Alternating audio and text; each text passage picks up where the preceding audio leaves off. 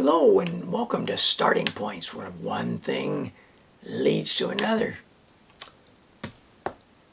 This book I just pulled off a shelf a week ago, because I noticed the title, Adventure Stories, an anthology, and I've read a story in here about bicycles up the Kilimanjaro, two brothers, and I was looking down through them. Excerpt from Paul Berna, 100 million francs. What a great story. Set in Paris, a suburb of Paris after the Second World War. And Amy Johnson, Queen of the Air, an extract. Gordon Snell. I think I know him. I wonder if it's the same man. So I turned the page to the back here, and lo and behold, Amy Johnson, Queen of the Air, Gordon Snell, in Jason, a primitive gypsy moth airplane, without even a radio. Amy Johnson broke the 1930 record with her solo flight from England to India, and then she flew on to Australia. And that's what we're going to do. We're going to fly back to Australia and pick up that branch next time. There's some more things on that branch that I want us to look at. All right. Now, Gordon Snell. Hysterically historical. Madcap rhymes of olden times. There's a little bit of a rhyme there. And they're short. Sir Francis Drake, all English characters. Captain Bligh, and the Bronte sisters, and Mrs. Pankhurst, and Agatha Christie.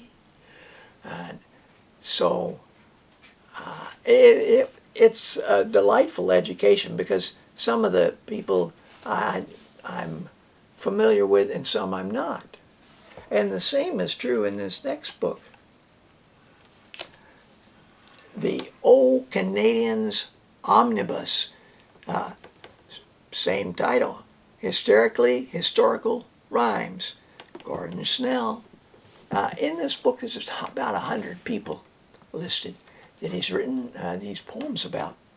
It's not all the poems he's written about famous Canadians. There are others. This is collected, some of them, into this book. And if you had only one book to get, well, this is a great one to get.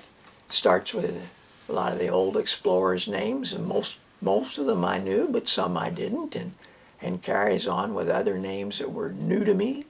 In fact, not too many rang a bell, except for Alexander Graham Bell, who is in here.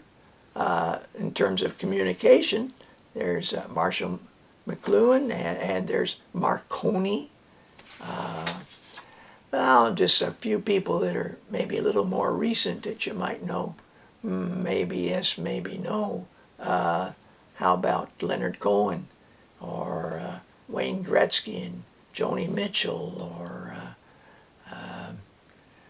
or Gordie Howe. Now, my grandpa wouldn't know Gordie Howe, but that's Jay Silverheels.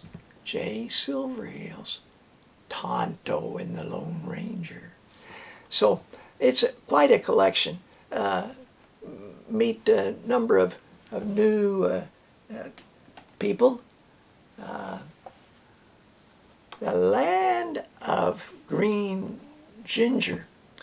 This is a book I wanted to mention somewhere, and I think I'll put it in here because I remember the part about the flying sort of island that they have, and it's a myth, it's fantasy, it's it's whimsical. It's a lovely story and enchanting story. It's enchantment. And by Noel Langley. By Noel Langley. I recommended it to a number of students, and they all reported back that they quite enjoyed it. You had to be a reasonable reader. This is Birdman by Alan Stewart. A most amazing account. I was attracted to it because of the cover. Here he is designing something that will fly, but be powered by his own muscles. And that's always sort of been a dream that people had. Could I fly by creating wings like Daedalus attempted? He was successful, but that was a myth. Nobody's been able to actually replicate that. Leonardo did drawings and sketches along that way as well. Anyway, this man was born in 1931 in Sheffield, which was an industrial center. And when the Second World War breaks out, they get time off. The older boys get time off from school. I mean, he's only like 11. They get time off to help in any way they can in these factories, taking the place of men who have enlisted in the war. When he comes back, and he's missed 2 years of schooling, and he tries to get himself back into the mode of, but the numbers and the reading words, his imagination was, he'd always been interested as a tinkerer, as a Daedalus, somebody who makes things and uses his hands and wants to know how that works, and so it's an amazing story. He may have missed some time educationally, but boy, can he write.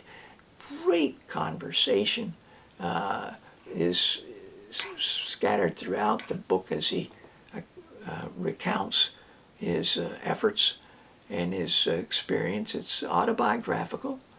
He's alive when the first manned solo flight, a bicyclist wins a huge prize, and he's there to know about that, and he's there to know about the first man-powered flight over the English Channel. Now, both of those are available on YouTube, films of the working that went into it and all. They're quite fascinating, so I wanted to give you the names of that. The flight of the Gossamer Condor is 27 minutes, and the Gossamer Albatross, Flight of Imagination, is 50 minutes. Now, speaking about imagination, reminds me that in this book I put this poem, Mama Dot Learns to Fly, and I'm going to share it with you. Mama Dot watched reels of film of inventor after inventor trying to fly. She is so old, she's a spectator in some, seeing them leap off bridges straight into rivers, or burn their backsides with rockets strapped to their backs, or flap about with huge wings only to raise a whole heap of dust, or to risk life and limb by leaping off towers, cliffs, mountains even. Makes her cringe, however much she admires their misguided conviction. Right then, she wants to see a relative in Africa, halfway across the planet. an ancestor. Her equipment's straightforward, just to sit or lie in a quiet, comfortable room, to find herself there in moments is all. This was written by Frederick d'Angela, born in 1960 in the Guyanas. Well, thanks for joining me. Until next time, bye for now.